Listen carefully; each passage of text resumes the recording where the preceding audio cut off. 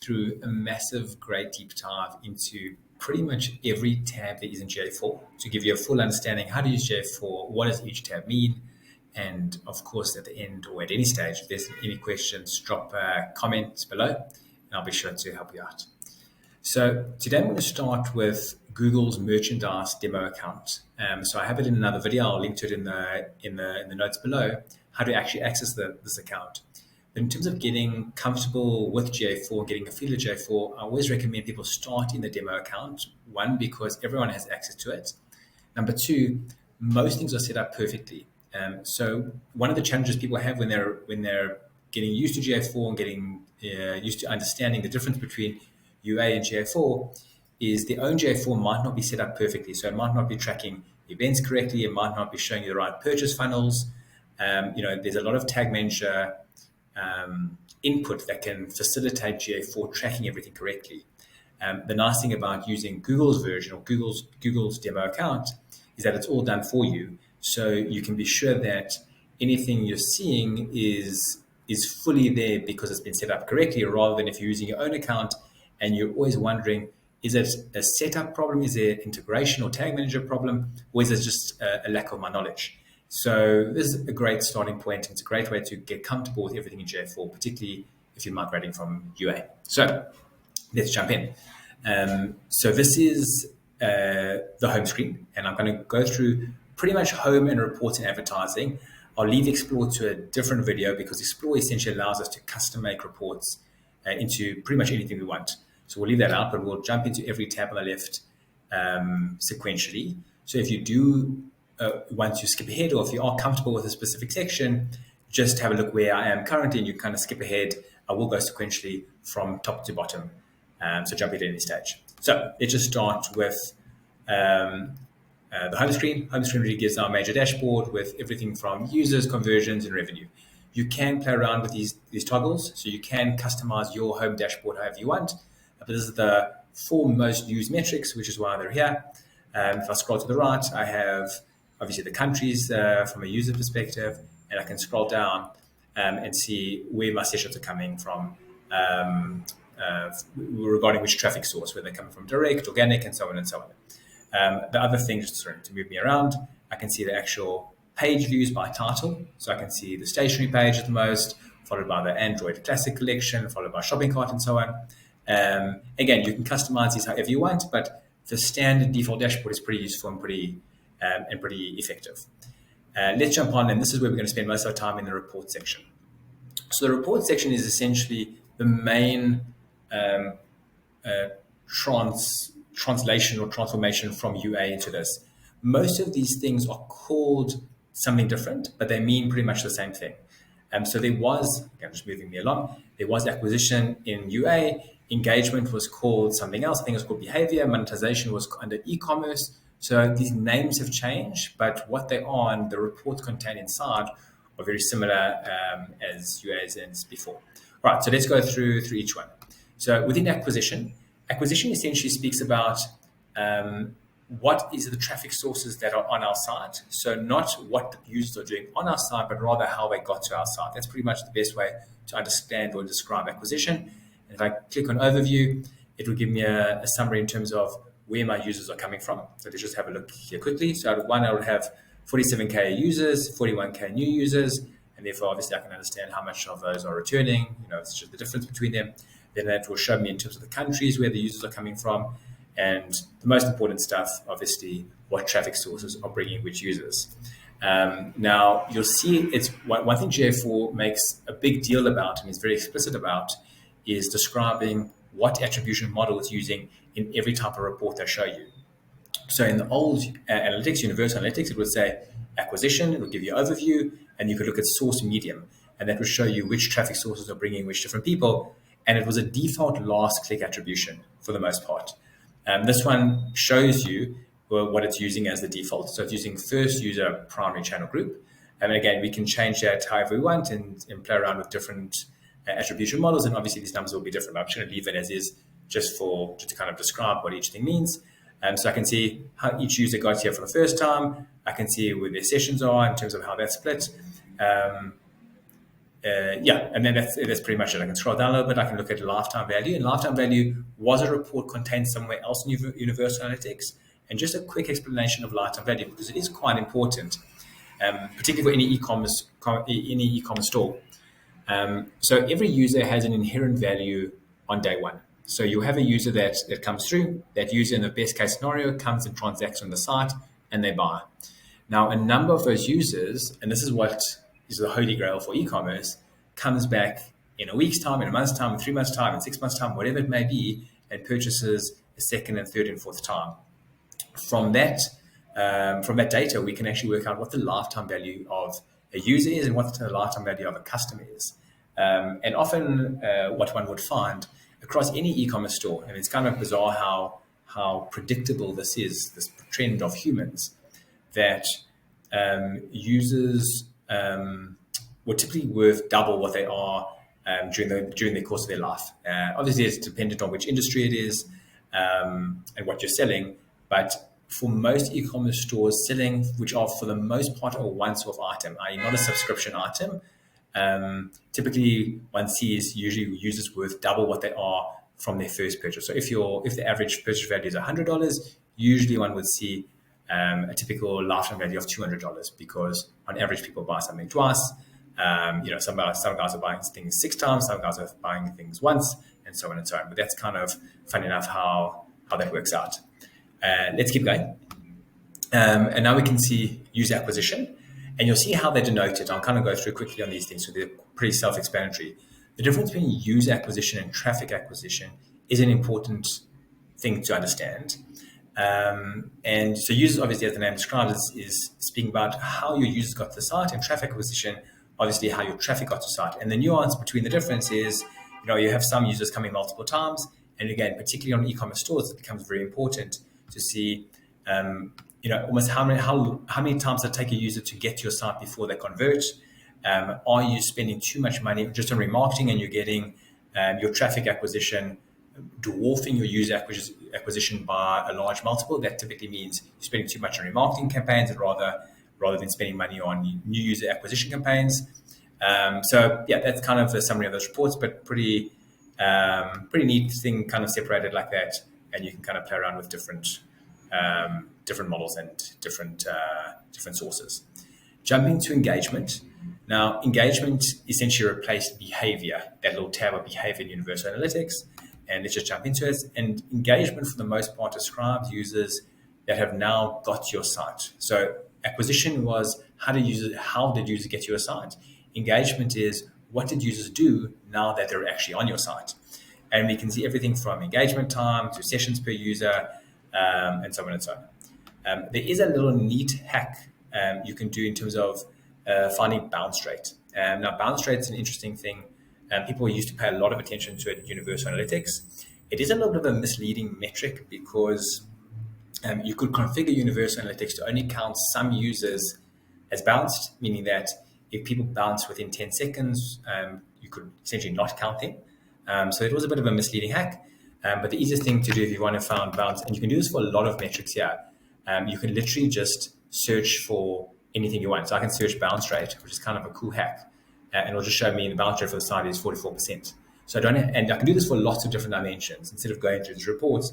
The reports are quite nice, however, for me to actually just get a big understanding. And sometimes I don't actually know what I'm looking for. I kind of want to page the reports and get an understanding about what there is. But if there is something you particularly want to see, for example, like the bounce rate or the exit rate, this is kind of an easy way to do it. Let's just actually have a look if it shows us exit rate, and I'll explain the difference while we're on it. So this actually shows the exit rather than exit rate. Okay, so let's move on from there.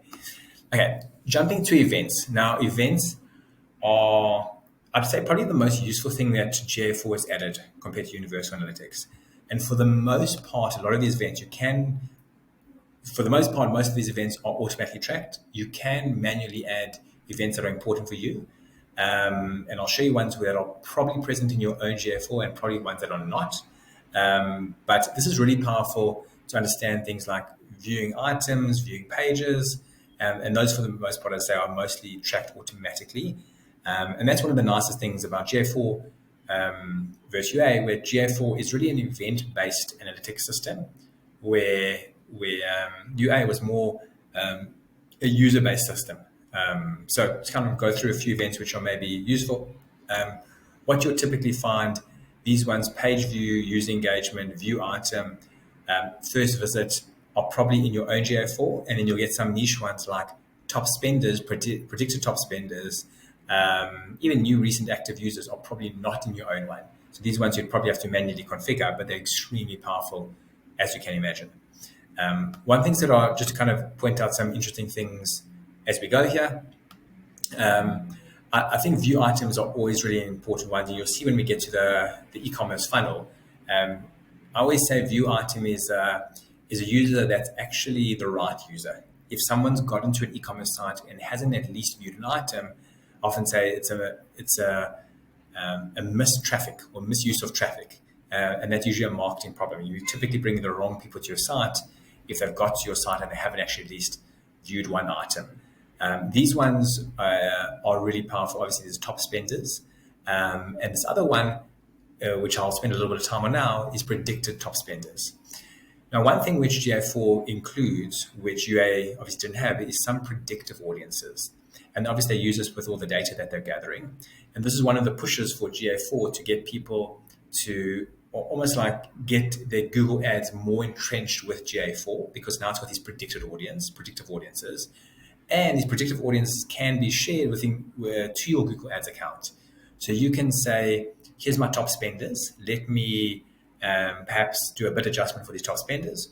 Or I can do the same for predicted top spenders. These are the guys that are not currently in my top spenders, but Google GA4 is predicting they will be a top spender, and therefore I'll do some bit adjustment.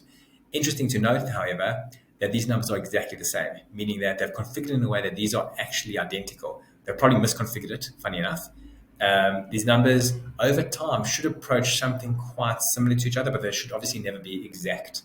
So that's probably a misconfiguration, but anyway, just a side note. And then just to scroll up to the top, just to see all our events.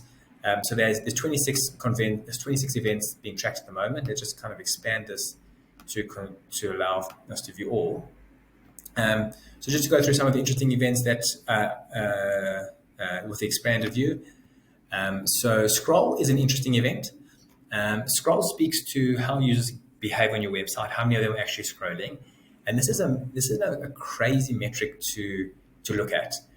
If we can look at the number of users, or the number even of page views coming to the site. So there's, call it 47,000 unique page views. And I'll just explain for a second why I'm looking at this column rather than this column.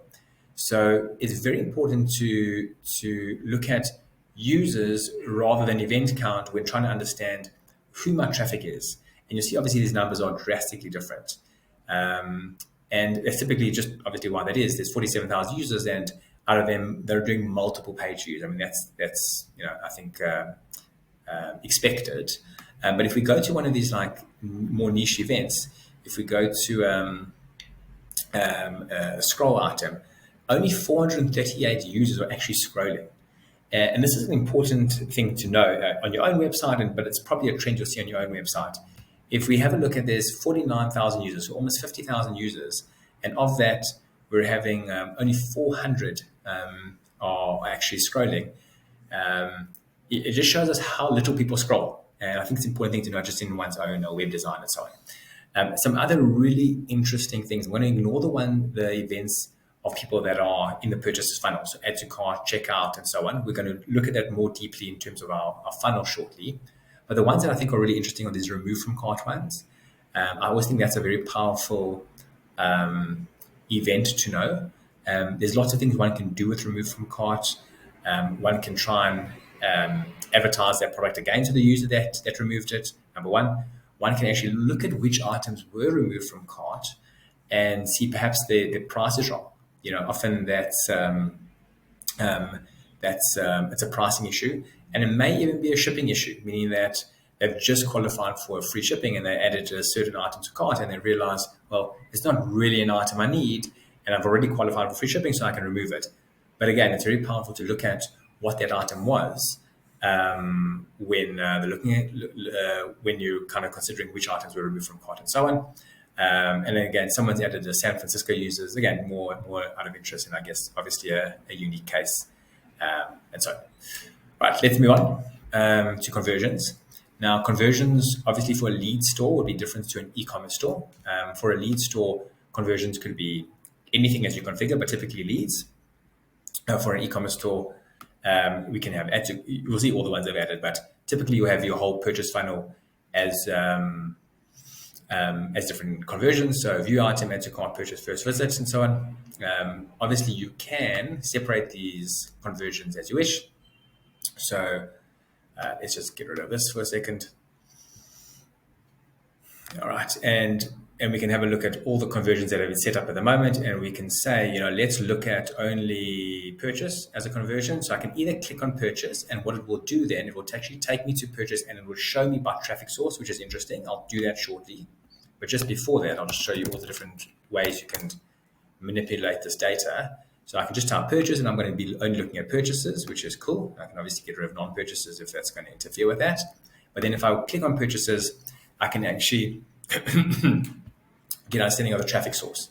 So I can see how many of these are direct, organic, email, referral, and so on and so on. Now, again, I have this in another video, which I'll link to. It's important to understand that this is triggered every time it happens. So this is not users necessarily. So although I can see 935 conversions for purchases, it may be that some users have triggered a purchase multiple times, and it is quite important or quite useful to actually separate how many of users actually purchased versus how many times the purchase conversion was triggered. Again, I'll put that in the notes below. I have that in a separate video. All right, moving along to pages and screens. So on the pages and screen side, this was in Universal Analytics behavior and in pages titles, I think it was called. And again, this really just allows us to have a look at all the users that viewed different pages and which pages they viewed. So the most viewed page is this Google Plus Redesign Stationery, followed by Basket, followed by that. And again, I can search, I can filter by any one of these pages and then look at the traffic source if I want.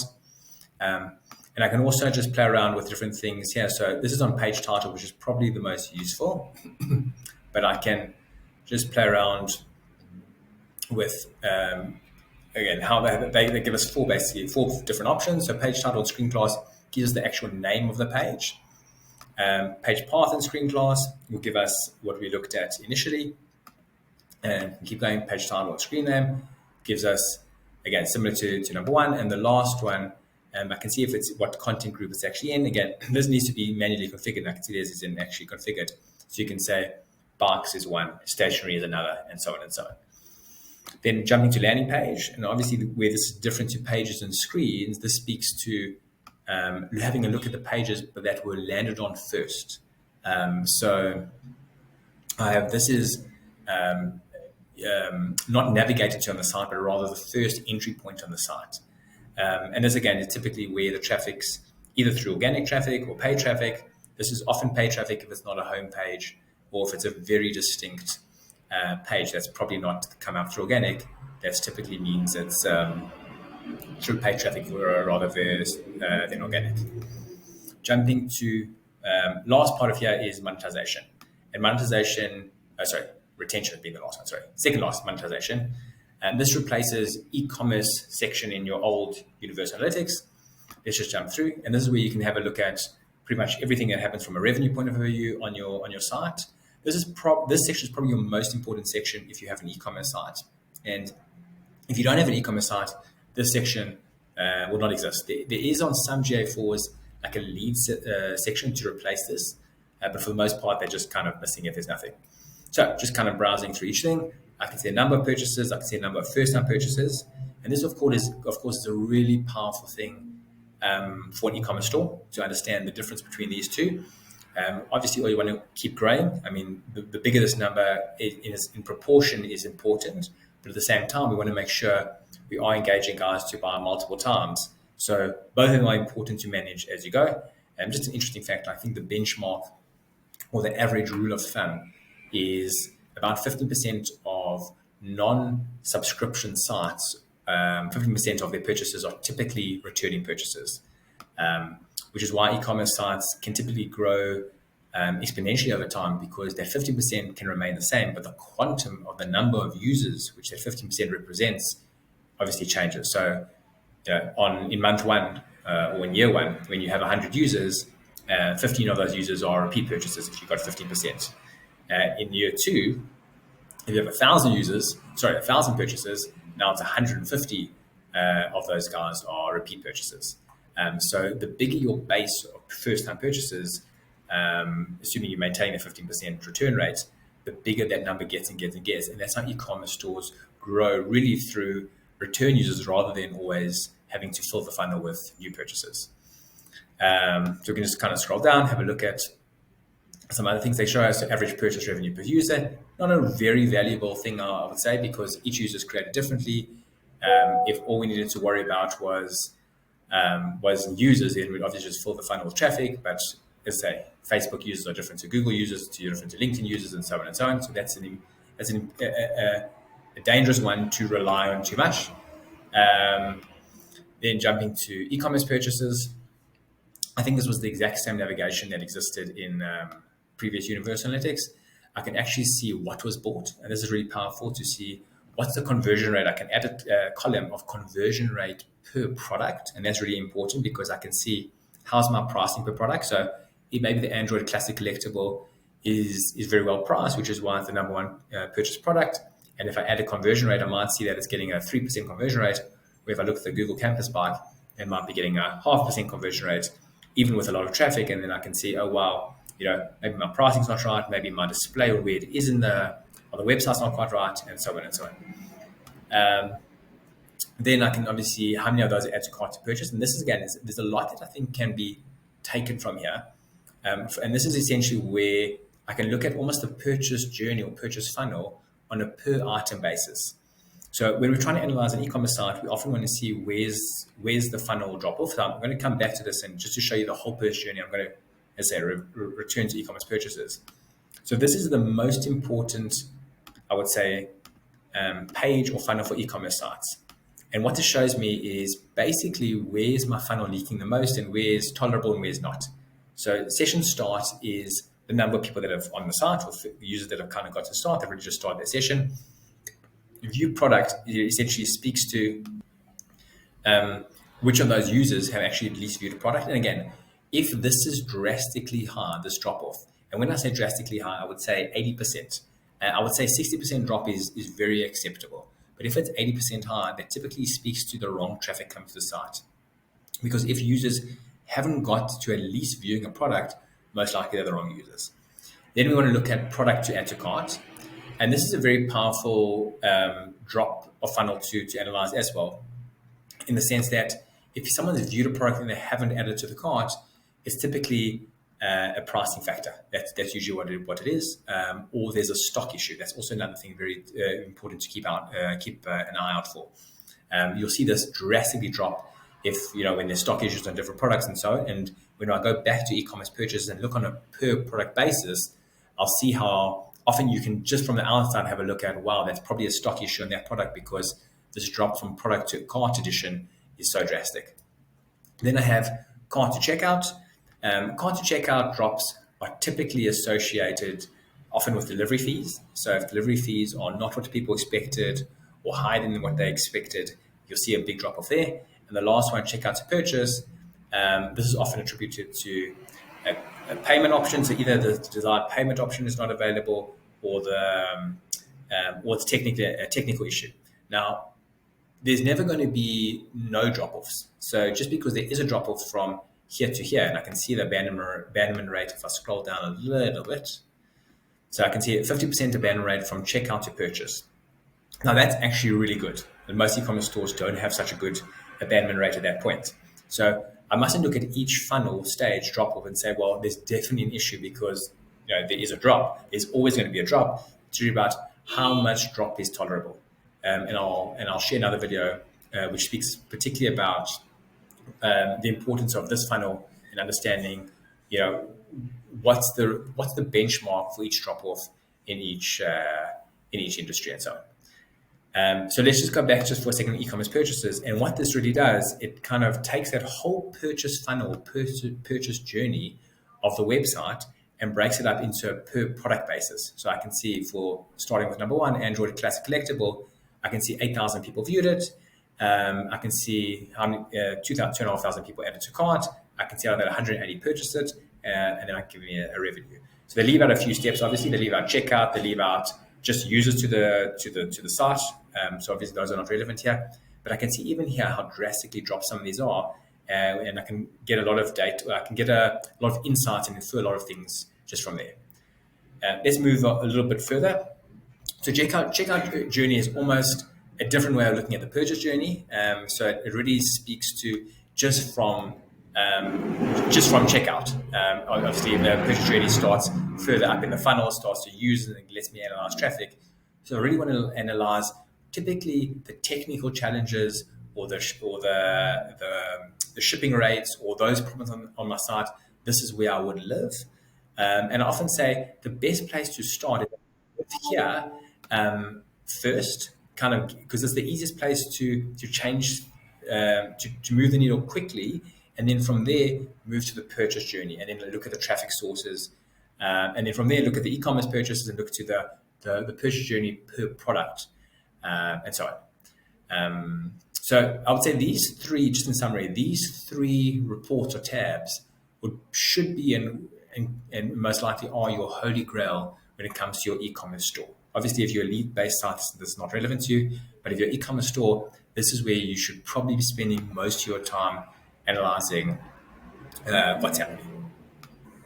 All right, onto the promotions tab. And promotions tab is quite interesting. Now, most sites haven't configured this correctly, so it's quite tricky to analyze this on a number of sites. But what's quite cool, if you do have any promotions running and you have triggered this or tagged this correctly, you can have a look at exactly how each promotion did. Again, you can look at this in many other views, but it's nice that there's a whole tab or recording or report which is generated just for this purpose. Dashboard, or retention tab. So there's a number of things which are quite interesting here. Again, some of these were available in UA, but there are some interesting ones that become really important for an e-commerce site where we're not only always looking for new user acquisition, we're trying to maximize and optimize my current user or my past purchases acquisition. So just to kind of go through a few of these summary graphs. So we have our first dashboard, which is new users versus returning users. Again, an interesting thing to understand how much I'm putting into marketing. Should I be putting more? How many new users or cold users am I bringing to the site?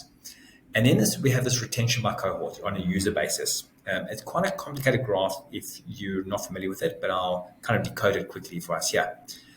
So there's almost a forward-looking retention graph, and how it works or how it's summarized. So you have your top line really speaks about day one users, which I'll explain shortly, and you have your bottom line, which speaks to day 7 users, again, which I'll explain next. So let's just start on the top line. Now, if we're having a look on the 1st of Feb, and what it's saying is that on day 1, which is tomorrow, so that's really the 2nd of Feb, obviously, it's saying that I have 3.2% of one-day visitors, meaning that on the 2nd of Feb, 3.2% of my visitors returned from the day before, from the 1st of Feb. That's essentially what the day one means, or day one summarizes. So if I'm looking at a random date, and on the 11th of Feb, that means tomorrow, the 12th of Feb, 2.5% of my users from the 11th of Feb have returned to my site. Similarly, on the day 7 graph, again, just looking at a random date, on the 12th of Feb, my day 7 users was 0.1%, meaning that 7 days from now, so 19th of Feb, 0.1% of my users on the 12th of Feb came back. Now, why is it an important graph to look at or understand, is particularly in the context of promotions. So what we might see is a massive uptick on the day of promotion, which is what we expect. But what we also may see is, 7 days later, there's a massive uptick. And sometimes what we'll do without looking at a retention cohort graph is we'll try and analyze that day's traffic, and we'll say, what happened on that day, or 7 days prior to promotion that I did differently. But sometimes it's nothing I did on that day. It's actually what I did 7 days before.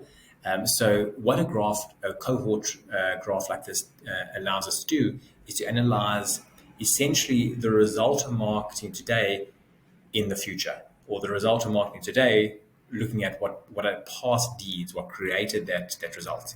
And that's where it becomes important to understand what users did and how my actions yesterday influenced my results today. Then it's kind of scrolling down a little bit further. Again, I have the same type of thing on user engagement by cohort, and then user retention. So how many of my users returned, and so on. So on day 0, I have 100% of my users, on day 0 were here, which is sort of what that means. And if I look at, let's just take a random day 16, 0.3% of my users on day 0 returned to my site. So just a different way to analyze and understand it.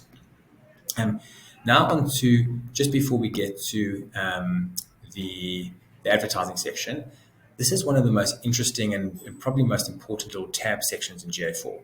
And this is really Search Console. Again, this was available in Universal Analytics, and almost no one actually accessed it because it wasn't as easily available.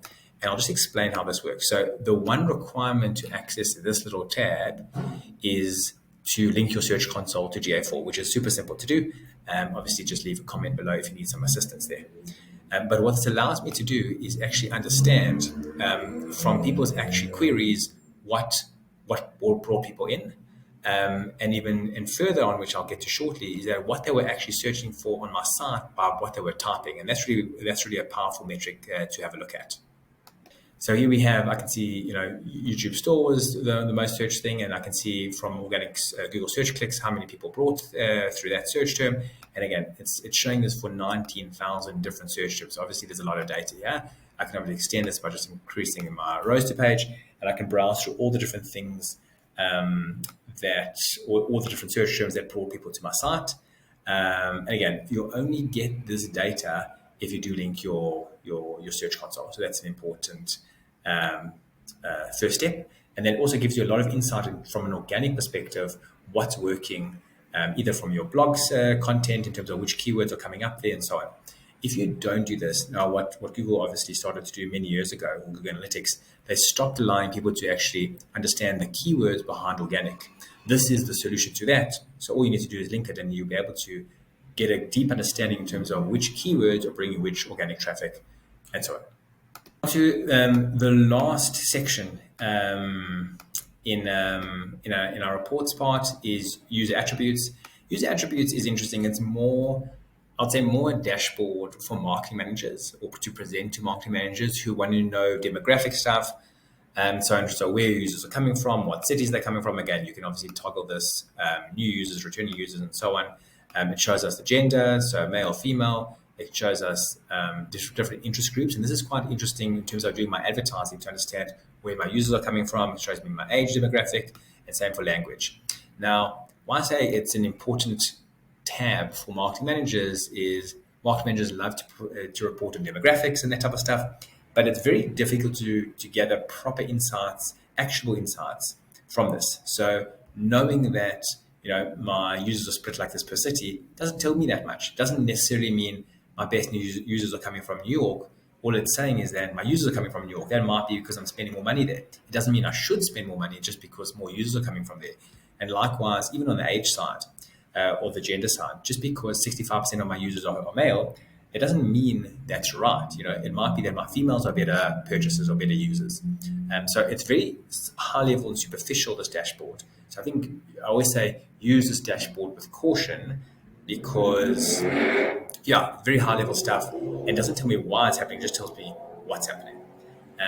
Let's jump to the last tab, which is advertising, and we'll go through everything that we can see there. Now in the advertising section, this is probably GA4's, I would say, real intention for existing. Now, obviously it has a lot of value, but I think its real underlying intention is to get us to use Google Ads that much more, and to get us to have Google Ads insights that much more. And this is essentially a direct link into not only what's happening on Google Ads, but for the most part, what's happening on Google Ads.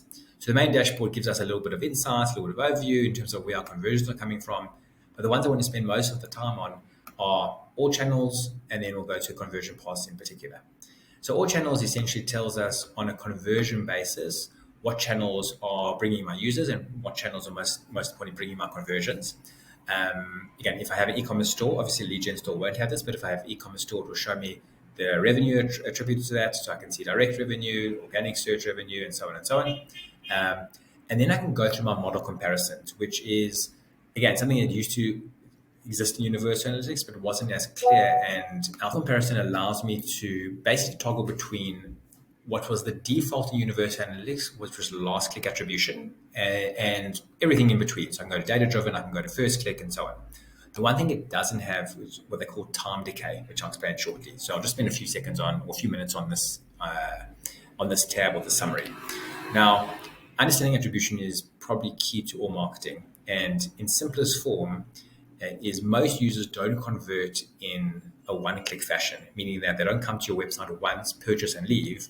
What they do typically is come multiple times over multiple days and then purchase, obviously, eventually, typically after their final click. Now, how Universal Analytics used to be configured was they used to give all the credit to the last click, meaning that if someone came 10 times through organic search, so they came through an organic search, they left, they came again, they left, and this happened 10 times, and eventually they came through a Google ad. Universal Analytics on default last click attribution, and even GA4 in default last click attribution, would give full credit to Google Ads. So it would say, whatever happened in the last click, we're giving the full credit to. There's another model which one can toggle between, which is called first click. And first click essentially allows us to, I can't actually access it from here, but first click allows us to do the exact reverse, to say that, let's say someone came through a Google ad and left and then came 10 further times through organic search. If we're using first click attribution, it will give full credit to the first click, saying that, well, that's the most important click because without that click, it wouldn't have come to the website in the first place. And again, which is the right way? It's really just a decision. It's a business decision. But the most commonly used way is last click is the most accepted way before data-driven.